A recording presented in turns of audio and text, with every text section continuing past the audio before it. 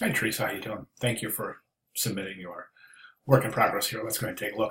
The first and most obvious thing is the poster is required to be 11 by 17 or 17 by 11. Now, in design, of course, the width always comes first. So this would be 17 by 11. However, I'm not real sure if this is definitely not the correct proportion to 11 by 17.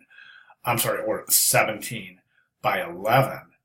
So you definitely want to check that out. I'm not sure, and I couldn't see through your writing. Is the bottom of the poster or the top of the poster white? It doesn't seem as though that is the case. So I'm just wondering about the aspect ratio of this particular example here. Now I realize it's a work in progress. However, working at the correct dimensions of the picture plane that you intend for your final destination is really, really important in any kind of design, because those you're establishing relationships, and the spatial relationships are based on the picture plane itself. So a lot of those relationships will change if you're working in one size and then planning the destination piece to be a different size. So keep that in mind. There's a couple of things going on here, and I think there's some good stuff. I love this idea right here. I think that is solid, and it's going to work. However, as you stated in your writing, it's not there yet. And the reason it's not there, there's a few reasons. I think right now this looks like a Y with a fishing line hanging off it, right? We want to make this look like the fishing line is part of the letter. Okay, remember the Eric Gill example and our examples, poster examples, and how the leaves coming off were actually part of the letter form. So take some liberties here. I mean, you can get in here, and if you take that Y, put it in Illustrator, and create outlines, you can actually cut that descender right off the Y and just bring that line right down instead of having it come off like this, making it look like the serif in that descender is definitely a different part than the line itself. So I would like to see that look like the fishing line is part of the Y as opposed to dangling from the Y. Hope that makes sense.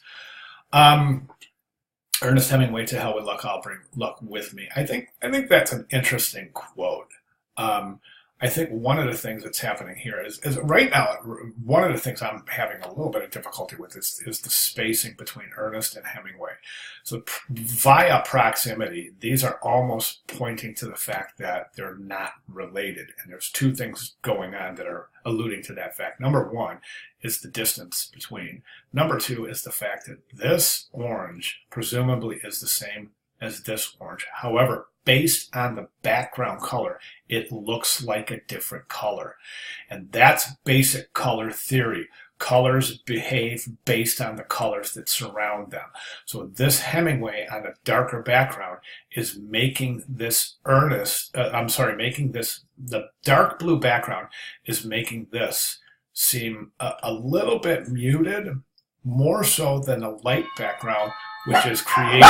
Sorry about that. You probably heard my dogs. They went off, so I had to take a little break in the video here. So at any rate, at where I was, as I was saying, based on basic color theory, the way that this is presented on the background is creating a little visual vibration here, and it's not a bad idea at all.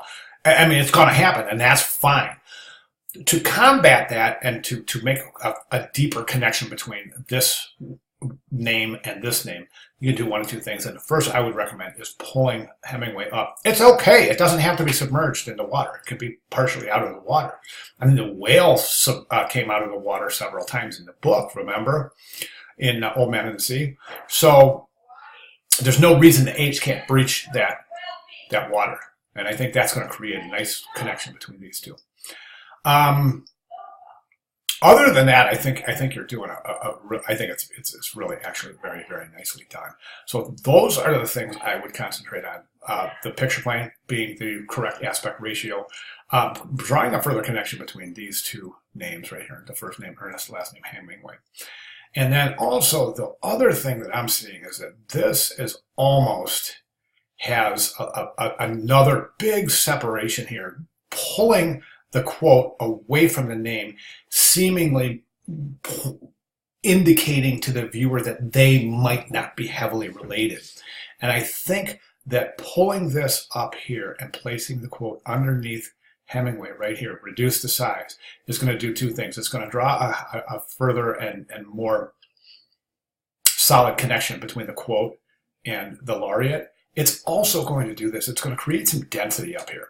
Now, Old Man in the Sea, density right here on the surface of the water, this is going to represent the boat, right? So we pull this Hemingway up a little closer to Ernest. We bring the quote a little bit close over here, and that is going to represent the boat. We got the fishing line created from the Y, and the meaning is really super heavy. I hope that makes sense to you. I think it's a really interesting way to create that kind of visual transformation, visual substitution, alluding to the boat taking the type taking the shape, and via positioning, creating this connotation that the type could be acting as the boat. Okay, that's really important stuff too. So that said, the only thing is that this, of course, is not going to fit in here. So you may consider 2 lines for the quote. That descender on the G is going to create some issues. So maybe 2 lines here to here, or even coming below the descender of the G. That's your choice. I mean, it's going to take some manipulation, but those are my recommendations. And I think if you think about those, think about what I've said, and think about creating meaning through every choice on the page, and I think that my comments will really, really start to sink in and make some sense. Let me know. I'm really interested in your feedback on my feedback. And so let me know. And again, any questions, comments, concerns, clarifications at all, please feel free to let me know. All right, great job. Thanks, T.